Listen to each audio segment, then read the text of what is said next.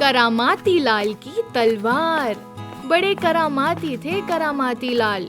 उनकी शरारतों के 1000 किस्से हैं, इसलिए कि जो चीज उनके हाथ आती उसी में वो कोई ना कोई करामात ढूंढ लेते।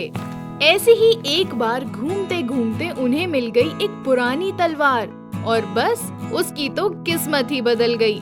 उस तलवार से उन्होंने क्या क्या किए कमाल और कैसा मचाया धमाल, ये किस्सा बड़ा अजब है। असल में हुआ ये कि एक दिन करामाती लाल पंपापुर के राजा रंपा शंपा के पुराने किले में घूम रहे थे। घूमते घूमते वो किले के भीतर वाले भाग में चले गए।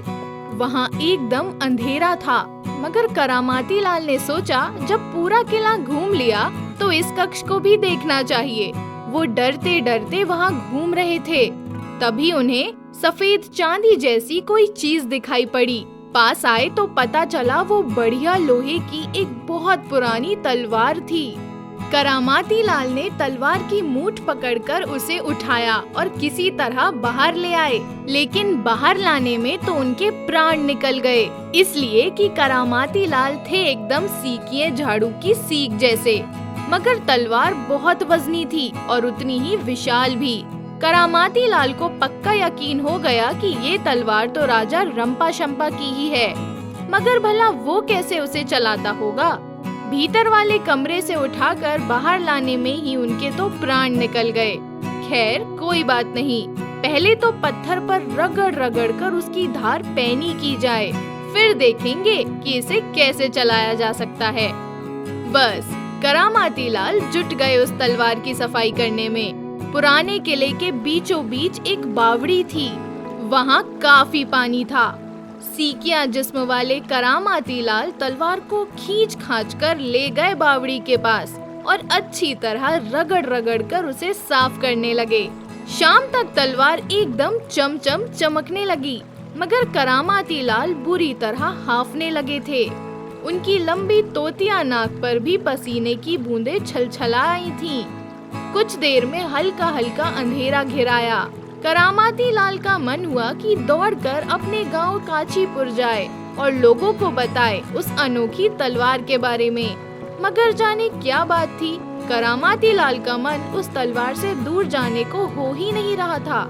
कोई घंटा 1.5 घंटा उन्होंने तलवार को बगल में रख कर ही आराम किया, फिर एकदम सर्कस के जोकर की तरह उछलकर खड़े हो गए। आज तो मैं तलवार को चलाना सीख कर ही रहूंगा। मगर करामाती लाल तलवार चलाए कैसे, वो तो उनसे उठ ही नहीं रही थी।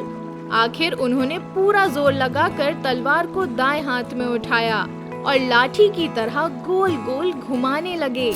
ना जाने कब उन्हें महसूस हुआ कि तलवार चलाते चलाते उसमें ताकत भी आ जा रही है।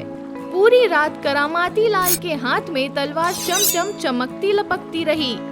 तलवार के साथ साथ उनके लंबे बाल भी हवा में नाच रहे थे और लंबी तोतिया नाक मानो इतरा रही थी। आखिर सुबह होते होते वो तलवार चलाना खूब अच्छी तरह सीख गए। अब तो उनकी तोते जैसी डिजाइनदार नाक कुछ और फूल उठी और लंबे डग भरते हुए घमंड में इतरा इतरा कर चलने लगे। बीच बीच में ऊपर हवा में उछल जाते, जैसे लड़ाई के मैदान में दुश्मन से 2-2 हाथ कर रहे हों।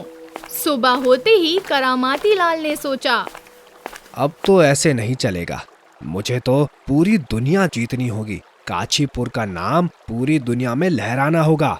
सोचते ही उनकी गर्दन तन गई और वो मारे खुशी के नाचने लगे। करामाती लाल नाचते रहे देर तक, फिर नाच थमा तो सोचा, चलो पहले पड़ोस के राज्य तल्ली ताल के राजा कुरंब सेन के पास चला जाए। और वो तेज तेज कदमों से कुरंग सेन के दरबार की ओर चल पड़े। दरबार के बाहर कई दरबान खड़े थे। उन्होंने रोकना चाहा, मगर करामाती लाल ने अपनी करामाती तलवार दिखाई तो डरकर दूर हट गए। करामाती लाल पांव पटकते हुए सीधे राजा कुरंग सेन के पास जा पहुँचे। बोले, राजा राजा, जो तुम्हारा सबसे बड़ा वीर है उसे मेरे आगे खड़ा करो, मैं अपनी तलवार के जौहर दिखाऊंगा। सुनकर राजा कुरंग सेन डर गया। करामाती लाल की इतनी बड़ी तलवार देखकर उसकी आंखें चकाचौंध हो रही थीं। उसने अपने दरबार में चारों ओर निगाह घुमाई, मगर कोई नहीं था जो करामाती लाल से मुकाबले के लिए उठ खड़ा हो। ठीक है राजा, तो फिर तू ही आजा। करामाती लाल ने अपनी तलवार लहराई। उन्हें लग रहा था उनके भीतर पंपापुर के राजा रंपा शंपा की आत्मा आकर समा गई है। राजा कुरंगसेन ने बुद्धिमत्ता से काम लेना पसंद किया। बोला, अरे करामती लाल, तुम तो काशीपुर के हो।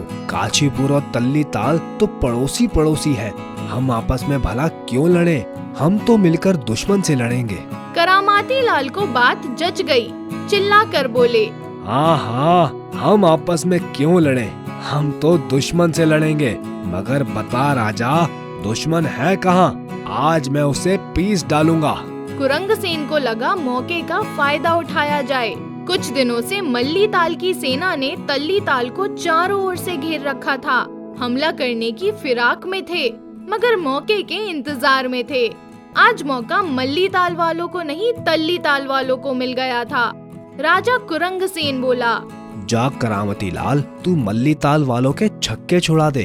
तू आगे आगे चल, मेरी विशाल सेना पीछे पीछे आती है। मगर राजा, पहले मेरे लिए बढ़िया घोड़े का इंतजाम तो कर। घोड़ा ऐसा होना चाहिए कि वह चले तो आंधी तूफान आ जाए। करामाती लाल चीखे। राजा कुरंगसेन ने मंत्री के कान में फुसफुसा कर कुछ कहा। मंत्री करामाती लाल के लिए राज्य का सबसे बिगड़ैल घोड़ा ले आया। जैसे ही करामाती लाल उस पर बैठे, घोड़े ने चौकड़ी भरनी शुरू कर दी और एकदम आंधी तूफान की तरह दौड़ा।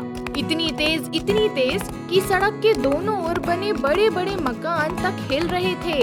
पहाड़ की चट्टानें भी थरथरा रही थी। लगता था कोई बवंडर आ गया है। एक तो घोड़ा ही बिगड़ैल, फिर करामाती लाल का नया नया जोश और हाथ में पंपापुर के राजा रंपा शंपा की चमचमकती विशाल तलवार। करामाती लाल अंदर ही अंदर डर भी रहे थे, सोच रहे थे, मैं अकेला दुश्मन की सेना का कैसे मुकाबला करूंगा। मगर आश्चर्य, जैसे ही शत्रु सेना ने भयंकर गति से करामाती लाल को आते देखा, सबके दिल दहल गए। थोड़ी ही देर में दुश्मन की सेना भाग खड़ी हुई। खुद करामाती लाल हैरान थे, सोच रहे थे, वाह रे वाह, मैंने तो सचमुच कर दिया कमाल। उन्होंने हौले से घोड़े की गर्दन को सहलाया तो घोड़ा लौट पड़ा तल्ली ताल की ओर। राजा कुरंगसेन ने सोचा था करामाती लाल का सफाया हो गया होगा, मगर जब गुप्तचरों ने बताया कि अकेले करामाती लाल ने मल्ली ताल वालों को धूल चटा दी, तो वो भौचक्का रह गया। अपने मंत्री, सेनापति और दरबारियों के साथ वो दरबार से बाहर निकल आया और करामाती लाल के स्वागत के लिए खड़ा हो गया। करामाती लाल को घोड़े से उतरना तो आता नहीं था, मन ही मन डर रहे थे। घोड़े से उतरूंगा कैसे, कहीं मेरी बेइज्जती ना हो जाए।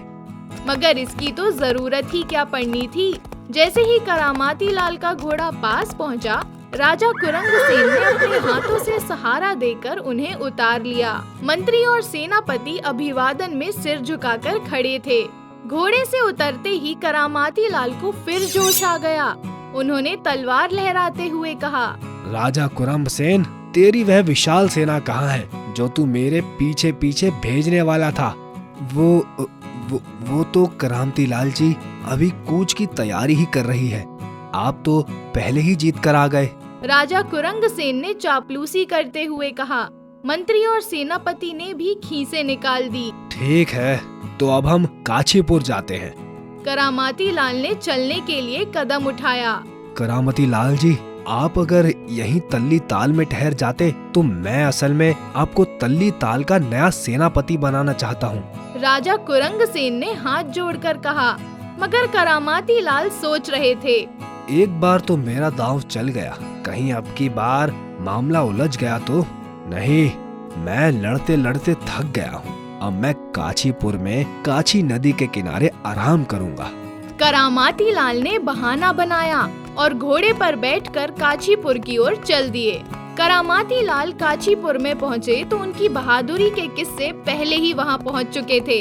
फिर काशीपुर में करामाती लाल का कैसा स्वागत हुआ, इसका अंदाजा तो तुम खुद ही लगा लो। काशीपुर वालों ने करामाती लाल के कहने पर नदी किनारे उनके लिए एक सुंदर कुटिया बना दी। जिसके बाहर उनकी निराली तलवार टंगी रहती थी। हाँ, पर करामाती लाल को फिर कभी लड़ने की जरूरत ही नहीं महसूस हुई। उनकी तलवार के किस्से जहाँ जहाँ पहुँचते वहाँ अच्छे अच्छे सूरमा गश खाकर गिर जाते।